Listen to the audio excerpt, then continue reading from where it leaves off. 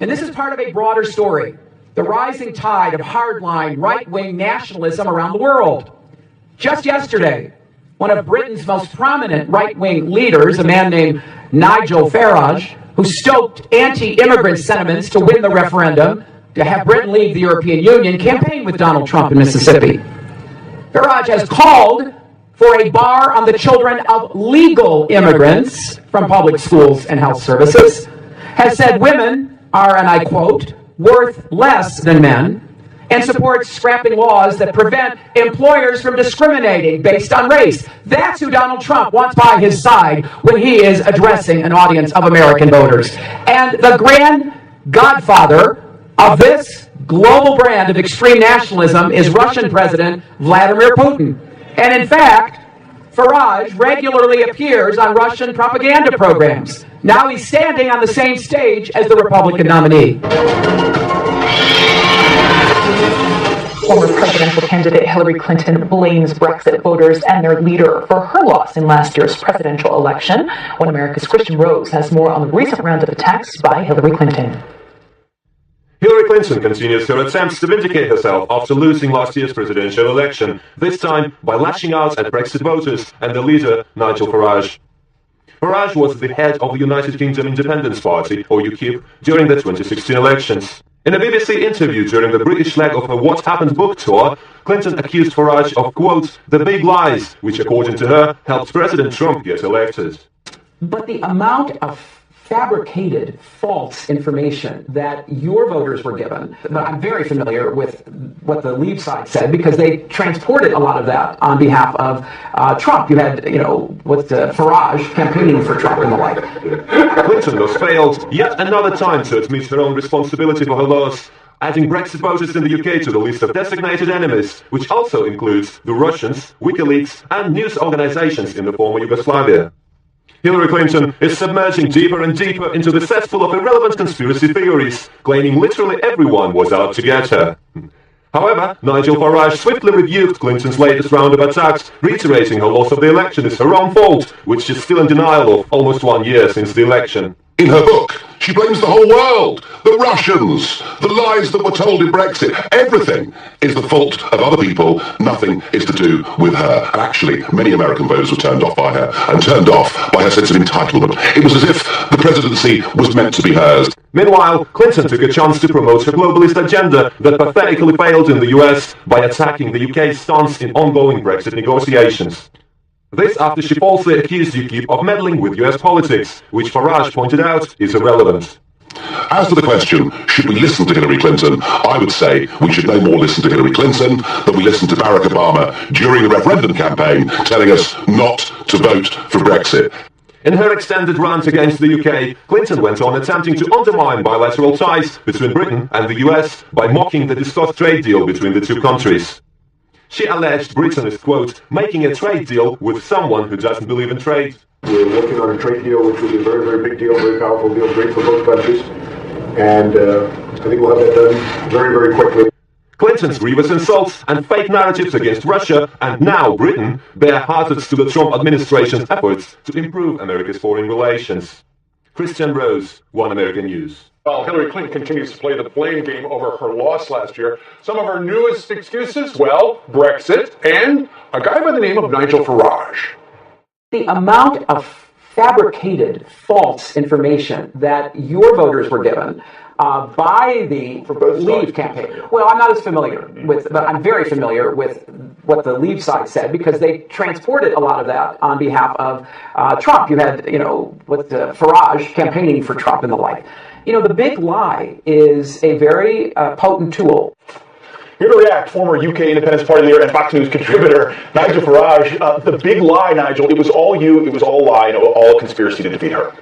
Oh, absolutely. I mean, I'm a terrible person. I'm an unacceptable human being, as she said. I was only sorry she didn't call me deplorable. I would have enjoyed that. Isn't it interesting? I mean, she's going around the UK, selling her book at £20 a copy. Clearly the Clintons haven't made enough money yet. And it's all about why she lost the election, and it would appear that Brexit, the phenomenon of Brexit, which spilled across to the USA, is the reason that she lost. And she's basically saying that I lied to the British electorate. And what she's doing here is not just defending her own position, but acting as the high priestess of the globalist movement. She wants to reverse Brexit. I tell you what, she's making a sad, sorry spectacle of herself. Well, when she says the amount of fabricated false information, you know she wants to say hashtag fake news, but that belongs to the other guy.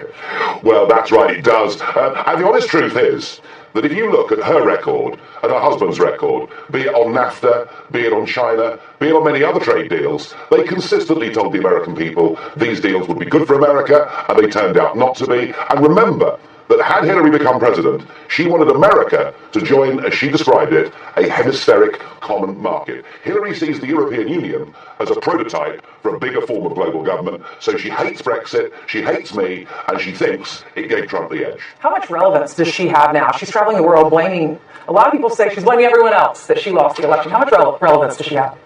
Oh yeah, I mean, none of this is her fault. I mean, she can't recognise the fact that her own sense of entitlement is what put off so many American voters. I don't think she's hugely relevant unless she's deciding perhaps to have another tilt at the presidency. Now, she denies that in public, but if she's not doing it, why is she going around the world making these big political arguments that she wants everything that happened in 2016 to be reversed? She also famously said that she wanted a borderless world. I mean, isn't she the one that sort of, in front of rich audiences, will speak their language of globalism, but then try to go to the voters and hide it? That strikes me as a lie.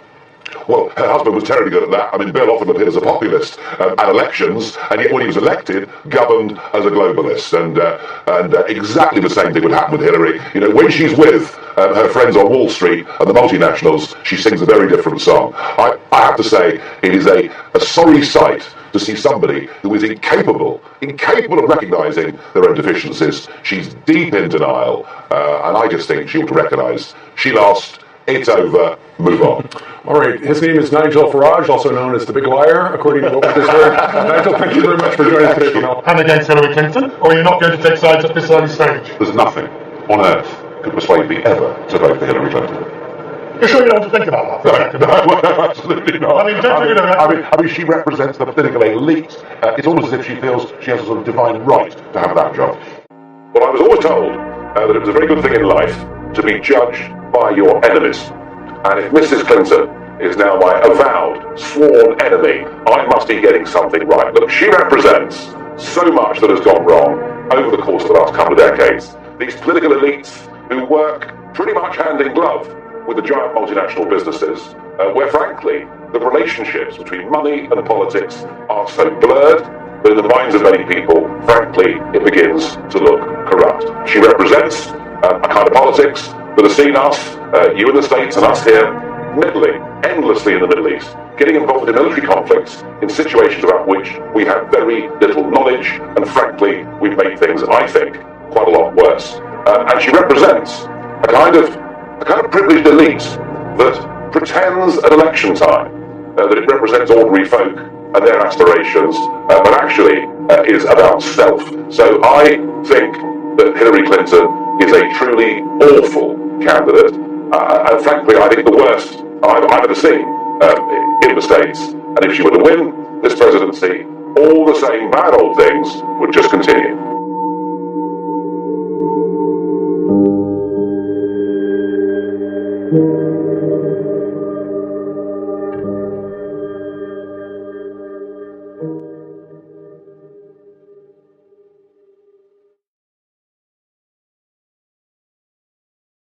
I get it, I'm hearing you.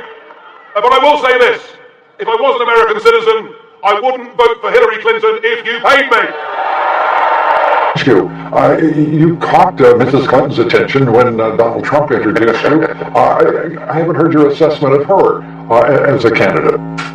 Well, I was always told that it was a very good thing in life to be judged by your enemies. And if Mrs. Clinton is now my avowed, sworn enemy, I must be getting something right. Look, she represents so much that has gone wrong over the course of the last couple of decades. These political elites who work pretty much hand in glove with the giant multinational businesses, where frankly, the relationships between money and politics are so blurred that in the minds of many people, frankly, it begins to look corrupt. She represents a kind of politics that has seen us, you in the States and us here, meddling endlessly in the Middle East, getting involved in military conflicts in situations about which we have very little knowledge, and frankly, we've made things, I think, quite a lot worse. And she represents a kind of privileged elite that pretends at election time that it represents ordinary folk and their aspirations, but actually is about self. So I think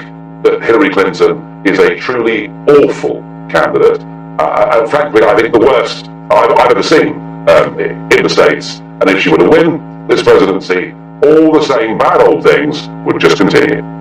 Nigel Farage, thanks for being with us.